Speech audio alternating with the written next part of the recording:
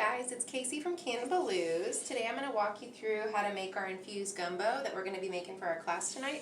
I've had a lot of people kind of reach out about doing either virtual or lives, and sometimes we face issues with, I take patient discretion and confidentiality really seriously, so I don't ever want to put our patients on video, and it's kind of nice to be able to do things when there's no pressure, there's no eyes, so I'd like to start maybe every week getting a video on, kind of walking you guys at least how we are doing our class for the night. And so I started off with this roux, which takes like 10-15 minutes to make on camera, so I wanted to get this done first, but all I did was add half a cup of butter, half a cup of canna coconut oil, and a cup of flour, and I just combined those in a heated skillet, and you kind of just whisk it together until it comes together to be a nice pretty brown color. You want to cook that flour out, and it makes a great thickener. A roux is the base of a lot of sauces. So that's kind of our start.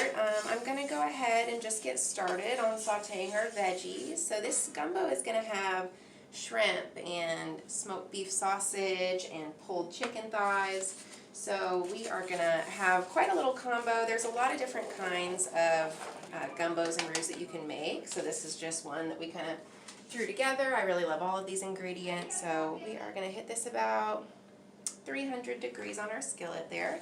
Get all of that covered in our roux and get those sauteing. I really love Cajun and Creole flavors. Growing up, I was so picky and I never really ate or tried much, but now you just can't beat those like really warm, comforting flavors, especially in a fall dish, so I thought gumbo would be perfect. We've got some peeled and deveined shrimp already ready for us. And I like to buy raw shrimp when you're doing a gumbo. Don't buy cooked shrimp because it'll be really chewy by the time you're done with it. Let's get those all coated and sauteing. So we've got chicken stock that I'm going to use in this recipe. Now, some gumbos, you'll use like a shrimp stock instead, but I wanted to focus on something low sodium, and all they had was chicken broth, so chicken broth it was. Sometimes beggars can't be choosers, y'all. Now in this pot now, I just added some fresh celery, green peppers, and then I mixed white and yellow onion.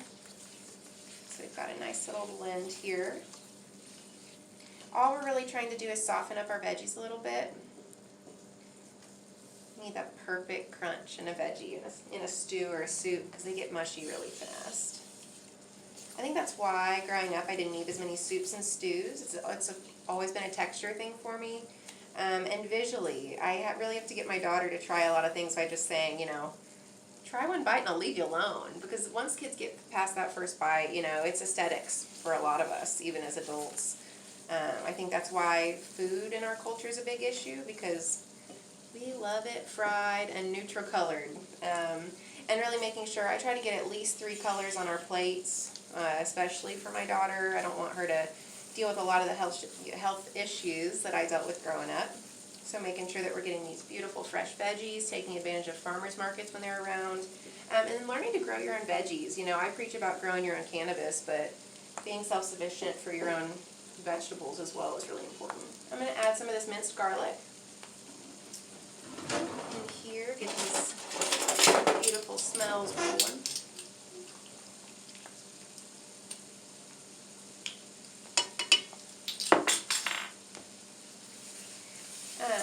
When you make a roux, again, you really want to whisk it, but I use these lovely spatulas so you don't scratch up the bottom of your pans. A lot of times if you're using a non-stick pan, there can be some not so great stuff for your body in that non-stick coating that you're scraping off into your food if you're using a metal whisk or anything. Oh Lord, it smells so good.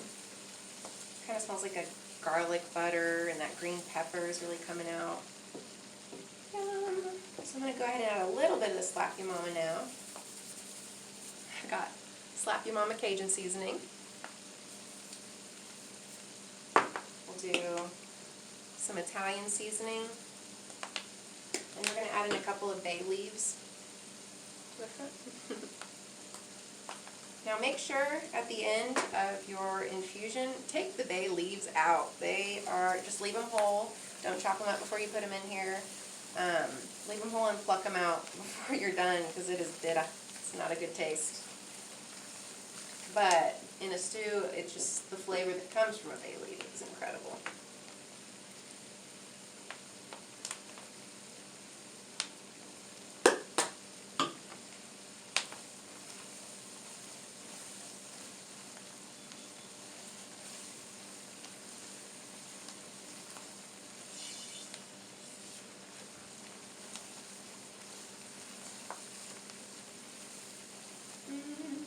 It smells so good.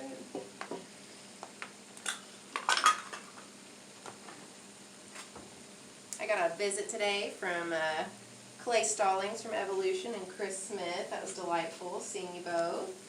Nice surprise always.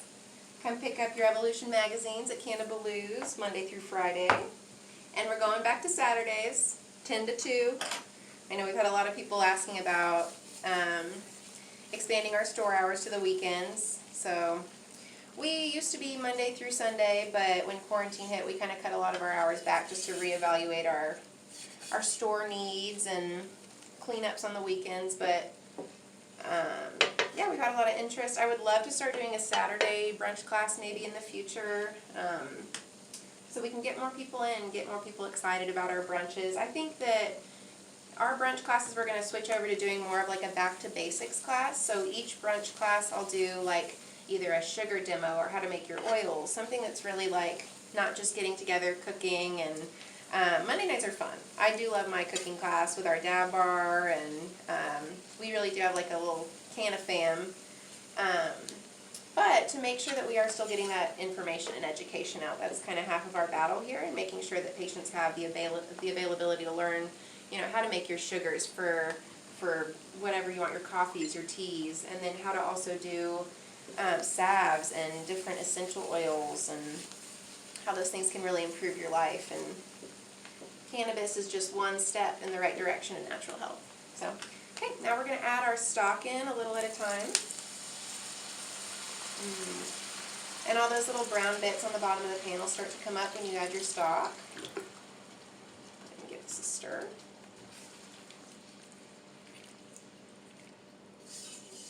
Add a little tomato paste in.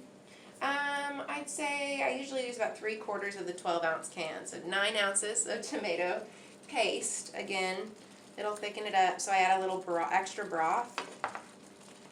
In total, I'd say about 6 cups of broth total for this one.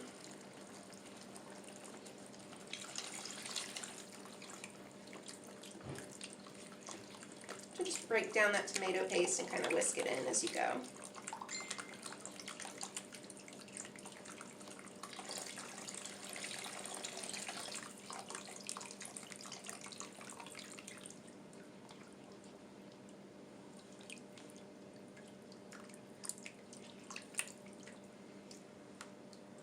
Need some music on back here. I'm always afraid with music it's gonna flag it on Facebook or on YouTube and not let it play the audio. It's happened in a couple of my videos before, so if you wonder why it's just like dead silence in here, just need to hear my lovely voice. Alright, so at this point we are going to go ahead and add in our okra, all of your meats besides the shrimp. We'll do that last. So we'll add in our heirloom tomatoes and our chopped okra. Okra also works as a thickener. I know it seems like, wow, this is going to be a thick soup, but with that broth, adding so much broth, you do want to really thicken it up. Great for flavor.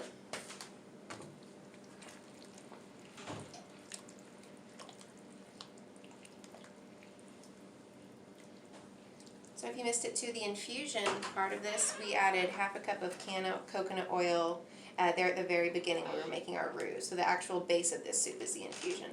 And you can always add in extra, like you could have done infused butter in this as well. A lot of these recipes you can do double or triple infusions for, but for my class I like to keep them not even necessarily mild, but just safety-wise for our patients. We got to make sure that we're doing it at a pretty base level of milligram. I try to aim for about 50 milligrams per portion on our classes, and that way our patients always feel comfortable if they need to take a go plate try before bed. I encourage safe and responsible medicating at all times. So make sure you know your limit. Just because you smoke every day doesn't mean that an edible won't hit you differently. I have seen it take down many a grown men, who were very cocky and confident.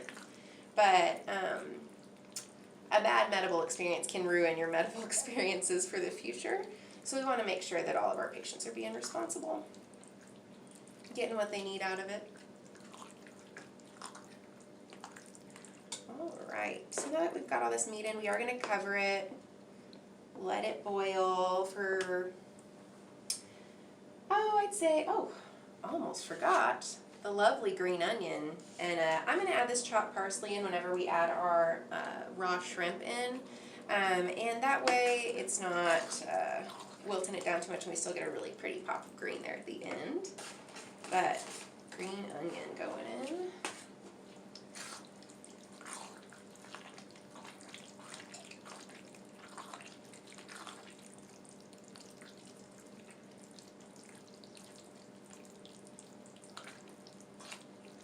And we'll do this with white rice tonight. White rice.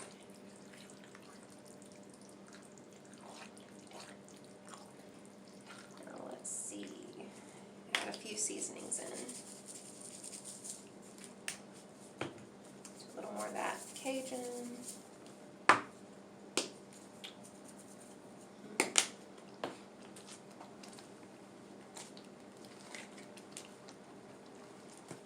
A little onion powder.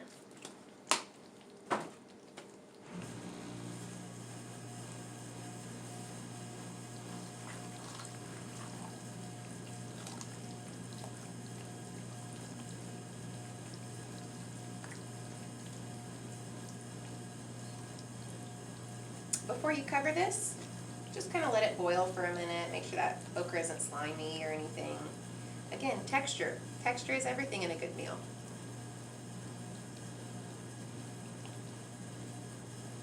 For a second I looked up, I thought that wasn't recording. I was like, I do not have a plan B.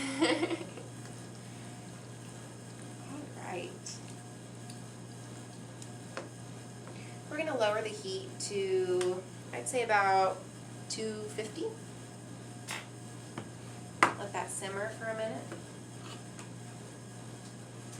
I like to buy the shrimp already peeled and deveined. It is raw. Make sure again you're using raw shrimp instead of cooked shrimp. In this dish, if you use a cooked shrimp, you really need to cook this down. Again, this will cook for 20 minutes without the shrimp or so, and then I'll add that shrimp in to cook for about 10-15 minutes. And if you use a cooked shrimp, it is going to be chewier than some jerky. So make sure raw shrimp, and I like to wash my shrimp with a little lemon juice in the water. It takes away that really fishy smell. So if you guys have any questions, just feel free to reach out and come to class at 6 tonight because it's going to be amazing. We've already got a few pots that are done and warming. So I need to finish this up, get my vegetarian one knocked out, and we will see you guys in a few hours. Have a good day.